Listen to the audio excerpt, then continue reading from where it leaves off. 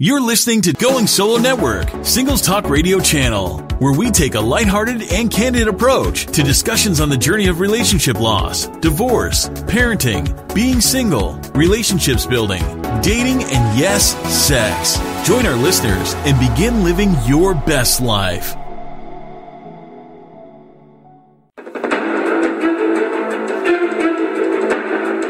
Hello there. Welcome to Going Solo Network. You're listening to the Business Showcase. I'm your host today, Cece Schatz, author, radio personality, and CEO of My Friends Connect. Well, hello. It is great to have you guys back on the show today. This is Cece with Going Solo, and today we're going to be focusing on a nonprofit, and it is so important for us to be able to give back to our community, and that is the lady we have with us today. We have Elizabeth Bunbury, and she is with a company called Answered Prayers Project, and welcome to the show, Elizabeth. Well, thank you, Cece. It's nice to be here. It's great having you. So tell us a little bit about how did you get into wanting so much to give back to others? Well, it didn't start out that way. It started out through an awful divorce and abuse and living in safe houses and a husband dying and all the chaos that happens in your life. And the thing is that when it was all happening in mine, I didn't know how to talk about it. I didn't know how to tell anybody because I thought I was alone. Because of technology, we're so connected with everybody, but so isolated in our own lives. So I kept everything within myself and didn't tell anybody and just suffered silently. And I'd finally gotten divorced, and I was about to celebrate my 50th birthday. And I wanted to give back to all the women that had made a difference in my life. Because if it hadn't been for them, I probably would not be alive. So I kept trying to think of what can I do to give back to them. And I had met somebody at the gym, this guy, and he said, well, why don't you come see what I do? He was a potter. And I went to his studio, and this was just before my divorce ended. And at that point, my ex-husband was in jail again. They put me in charge of closing down our company. I was trying to figure out how I was going to support my kids when everything was gone and still not tell anybody what was going on. And he was just throwing pots, and it's just the most beautiful thing to watch. And he said, I'm going to go roll a slab of clay. You just go do whatever you want. So I walked over there, and my faith had been growing through all of the trials of my life. And I stood before that slab of clay, and just the first thing that came out was a cross. And I went, oh my gosh, this is what I want to give everybody. So that slab made 110 crosses. The night of my birthday party, I had them all hanging up in my sun porch. And as people came through the door, I would say, thank you for the phone call. Thank you for picking my kids up at soccer. Thank you for dinner the other night. Thank you for coffee. I mean, all those small random acts of kindness that we don't realize the impact they have in somebody's life. Well, about 10 o'clock, a woman came in that I just barely knew, and somebody was telling her the story, and she walked over to me and she goes, Elizabeth, I used to be a devout Catholic. Something happened. I'm agnostic. I don't want one of your crosses. And I heard God speak to me for the first time in my life, and he said, sweet child, this is the moment. Well, that was 8 years ago, and it started like that. I went and met Julie for dinner a couple weeks later, and I said, tell me your story. And she said, I want what you have. And I'm like, really? It's chaos. You can have it. She goes, no, you have peace. And I said, no, I have God. And there's always somebody that's struggling. Like I said, we're so connected with thousands of friends on social media and texting and emailing and all the different forms of communication, but we don't sit down and talk to each other face to face anymore. So this ministry is all about engaging women and people in real life relationships. That is absolutely wonderful. We love it. What we do is we share a meal. Everybody, it's an old-fashioned potluck. So you bring a dish to share. So we share a meal, we share our stories, and we help each other. And it started as, like I said, a birthday party. But what's happening is from these gatherings that we have, which are just absolutely a blast, we're able to help foster care. We help at cancer camps. We're starting a grief group. We help women in transition. Sometimes you're one paycheck away from being okay, and women would come in and we'd help them with rent or help them with electric, help them with groceries. And over the years, it's kind of evolved where, when you've been beaten down that far in life where you're asking for help, you've been beaten down pretty far. So instead of just giving them money, we give them a job and they can come work with us. And so they're surrounded by just people that are, nobody's perfect, but we're all on our journeys together. So they build them up mentally, emotionally, spiritually, and financially, and they can pay their own bills. And that is bigger than anything we could ever give them. Decency, honor, and respect. So often I have found that when you surround yourself with very uplifting people, individuals, it just rubs off on you. And you get inspired, and you're just not, your life has changed. You're just not the person you used to be. And so it's a great thing to be able to do that and be able to share. Now, do you do it in any particular area? Where do you focus? My studio's in St. Petersburg, down in the Warehouse Arts District, but I travel all over the country doing this. I've been as far as San Francisco. I've been up to the top of Minnesota. We've done 32,000 crosses and hearts in the last 8 years, and they've been registered in all 50 states. And last week we had Cuba, and this week Ethiopia and Poland. So now they're in 28 countries around the world, and every piece that's made is touched by 3 different hands. So what I make, somebody else paints and somebody else finishes. So you don't keep what you make, because then it becomes about you. We live in a world that is getting it backwards. Everything we have is our iPhone, our iPod, our iTouch. We take selfies so we can post them on Facebook. It's all about ourselves. Then we think about our friends and wonder what's going on in their lives. And last, we think about Jesus and our faith. And really, it needs to be the other way around. We need to think about Jesus first, others next, and ourselves last. And that's where true joy comes from. So this is all about giving back, whether it's your time, your talent, or your finances. That's absolutely marvelous. And so often I hear the same stories over and over again where you come from just devastation, that divorce brings you, and people are able to turn their lives around. They're just inspirational people, and you're one of them. And so I thank you so much for being on the show today. So tell us how we can get involved if we want to get involved with your project. Oh, we would love it. We're trying to develop some teams because we have so many events that we do. We have so many organizations that need our help, but we need help to be able to help them. So you can go to our website, which is answerprayersproject.org, or you can call me. My number is 727-410-8107. And the way we need help is book an event with you and your friends, or come and join one, or let's start a singles one. So once a month, you're going to come to a place where there's other people that are also solo in life. So you can come, and the thing is when your hands are busy, the conversations you have so much more depth and so much more meaning. So it's a great way to meet people while you're doing things. You can always donate. That's a wonderful way to help us. Just give us a call, connect with us, like us on Facebook, and just get in touch. And we will show you how you can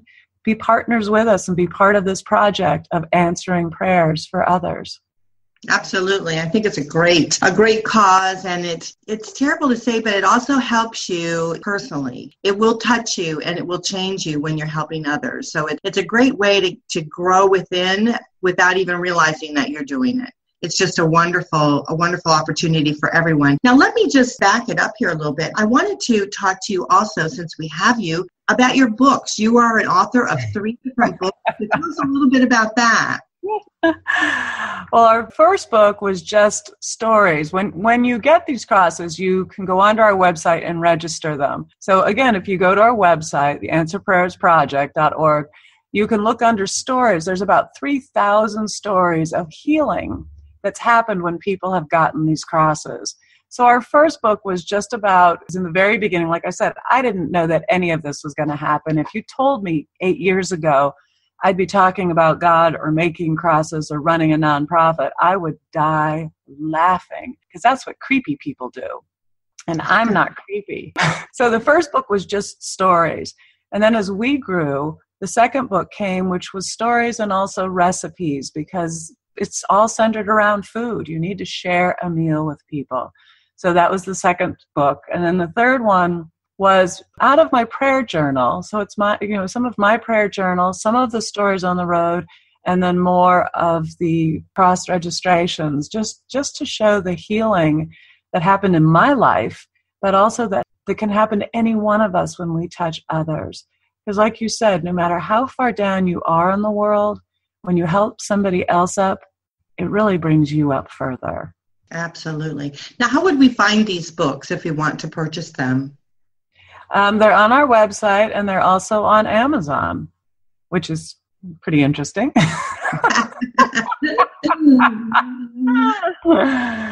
It's, and the thing is it's not about me. It's never been about me. And it's just so much fun. And that's why I want to share it with everybody, because it's about each one of us, and it's about each one of us helping someone else. And we just don't know the impact we have on somebody's life when we just smile.